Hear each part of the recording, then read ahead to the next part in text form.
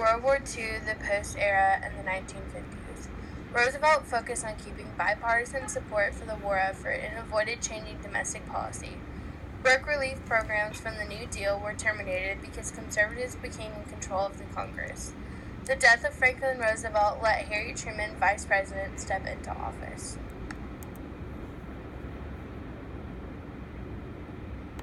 Truman's presidency with little changes from 1945 to 1952. Republicans controlled the House and Senate while conservatives had Congress. Ran into a problem where there was little to no federal funds to enable social reform due to tax cuts within the system.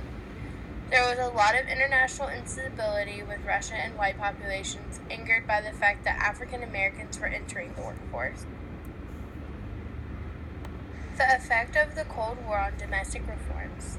Resources and efforts went to military spending, and the government overlooked domestic issues. There were many communist threats that alerted many top officials within the government.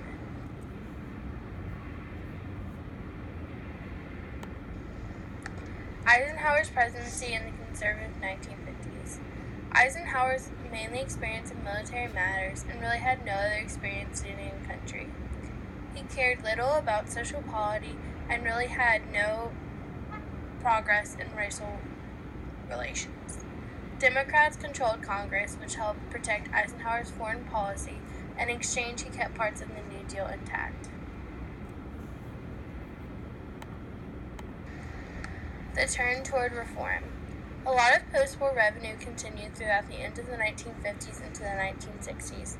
Though a lot of prosperity, there was many economic imbalances and social problems began to turn into turmoil.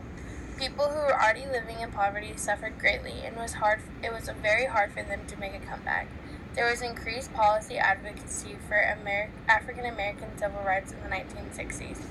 Within this movement, other oppressed populations began to seek out and change was in the future.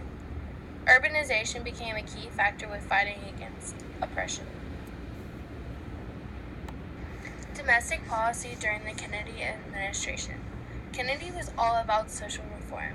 Events like Emmett Till and the Civil Rights Movement made big impacts on his views in administration. He wanted a better education and wanted to redefine the New Deal because he had thought it did not fit with society. Reforming taxes and resources was a big key as well. Medicare and Medicaid and the Older Americans Act came into play and helped a lot of older Americans have affordable health care. Johnson's policy successes and failings.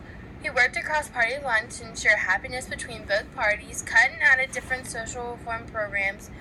One of the downsides, he set unrealistic goals and made promises he could not keep. Johnson also enacted the Civil Rights Act of 1964 and the CRA of 1965. He was partially helped by the Supreme Court, who basically consisted of liberal bias. He also sent over 500,000 troops to serve in Vietnam.